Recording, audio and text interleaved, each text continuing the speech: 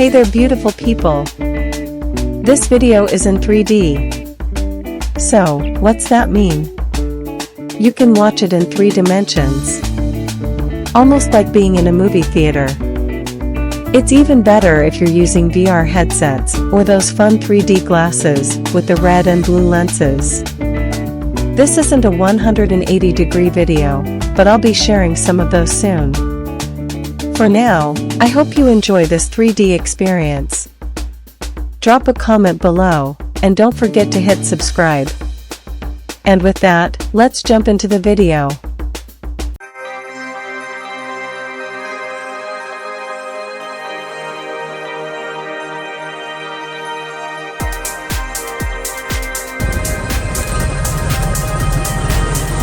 Hey everyone, welcome back to the channel. Today, I'm thrilled to take you on a journey through one of Thailand's most iconic and unique experiences, the floating markets. After asking some of my Thai friends about must-visit places for first-time travelers to Thailand, one suggestion kept coming up over and over: the floating markets. These vibrant, bustling markets are not only a feast for the senses, but also a window into Thailand's rich cultural history. Imagine gliding down narrow canals on a traditional wooden boat, surrounded by vendors selling fresh fruits, colorful desserts, and handcrafted goods, all from their boats. It's like stepping back in time to a world where waterways were the lifelines of daily life. But are these floating markets as authentic as they seem, or are they just another tourist attraction? Today, I'll take you on a personal exploration to find out. We're going to dive deep into what these markets are all about, how they've evolved over time, and why they're still worth a visit. So, grab your hat and sunscreen, because we're setting off on a floating market adventure that will give you a taste of Thailand's past and present. First impressions, gliding through the market on a boat. As I step into a small wooden boat, I can feel the excitement bubbling up inside me. The boat rocks gently as the boatman pushes off from the dock, and soon we're gliding smoothly down the canal. The water is calm, reflecting the morning sun, and the air is filled with the sounds of vendors calling out to potential buyers, the splash of oars, and the hum of conversation. The canal is narrow, lined on both sides by stalls overflowing with goods. There are vendors in boats, too, paddling up and down, their boats filled to the brim with everything from fresh coconuts and mangoes to steaming bowls of noodle soup. It's an explosion of color and sound, a market like no other I've ever seen. As we glide past the stalls, I'm struck by the sheer variety of things on offer. There are piles of ripe tropical fruits, intricately woven baskets, hand-carved wooden toys, and, of course, plenty of food. The aroma of grilled meats, fried snacks, and fresh herbs wafts through the air, making my mouth water.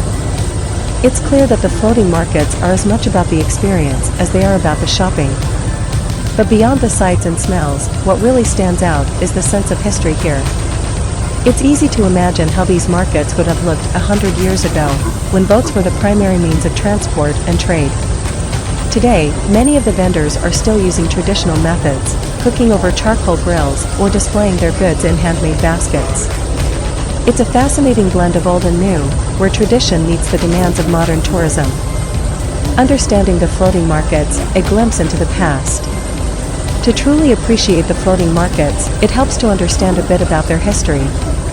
Before the construction of modern roads, Thailand's rivers and canals were the main arteries of the country. People traveled by boat, and trade naturally took place on the water. These water markets, or Talad Nam as they're known in Thai, were bustling centers of commerce where locals would come to buy and sell goods, exchange news, and socialize. The floating markets we see today are a continuation of this tradition, although they've evolved significantly. In the past, the markets were mostly about trading agricultural products, fruits, vegetables, rice, and other essentials. Today, while you can still find plenty of fresh produce, the markets have adapted to cater to tourists as well. You'll find souvenirs, ready-to-eat snacks, and even boat tours designed to give visitors a taste of this unique way of life. It's interesting to note that the term floating market might be a bit misleading. While the image of boats crowded with goods on the water is what most people think of, in reality, many of the markets today have more land-based stalls than boats. The boats that do remain are often moored along the banks, with vendors selling directly from their boats to customers on the shore. But even with these changes, the floating markets remain a vibrant and vital part of Thailand's cultural landscape. The evolution of floating markets, a blend of tradition and tourism. One question that often comes up is whether these floating markets are authentic or if they're just a tourist trap. The answer is a bit of both. While it's true that the markets have changed over the years, with some newer ones created specifically to attract tourists, many of the floating markets you'll visit have been around for decades, if not longer. They've simply evolved to meet the needs of today's visitors. For example, the Dan Non Saduak floating market, perhaps the most famous of all, is a major draw for international tourists. It's often crowded, and you'll find plenty of stalls selling souvenirs alongside traditional Thai foods.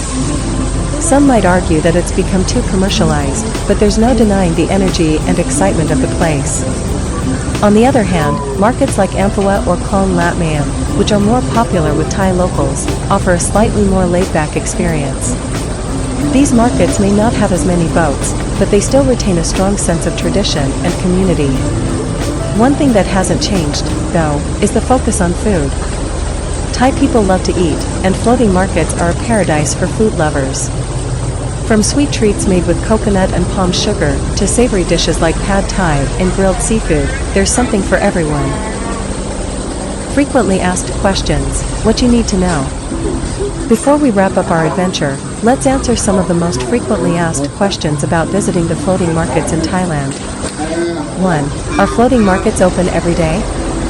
Not all floating markets operate daily, so it's important to check the schedule before you go.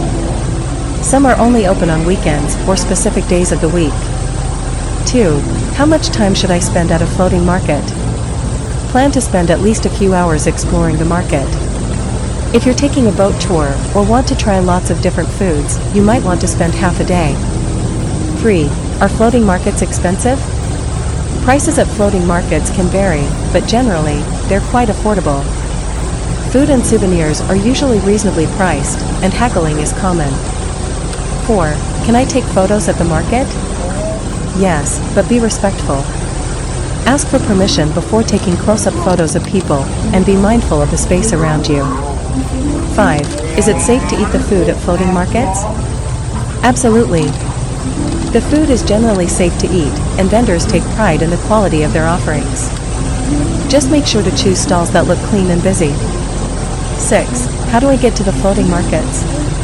Most floating markets are accessible by car or bus from Bangkok. You can also book a guided tour that includes transportation. Why you should visit the floating markets. As the day comes to an end and we make our way back to the dock, I can't help but feel grateful for the experience. Visiting the floating markets is like stepping into another world, a world where tradition and modernity coexist in a beautiful, chaotic harmony. Whether you're here to shop, eat, or simply soak up the atmosphere, the floating markets offer something for everyone. If you're planning a trip to Thailand, I highly recommend adding a visit to one of the floating markets to your itinerary. It's a chance to experience a unique aspect of Thai culture, taste some incredible food, and create memories that will last a lifetime. Thank you so much for joining me on this adventure. If you enjoyed this video, don't forget to give it a thumbs up, subscribe to the channel, and hit that notification bell so you never miss an update. And if you've ever visited a floating market in Thailand, or if you're planning to, let me know in the comments below. I'd love to hear your stories and see your photos. Until next time, happy exploring!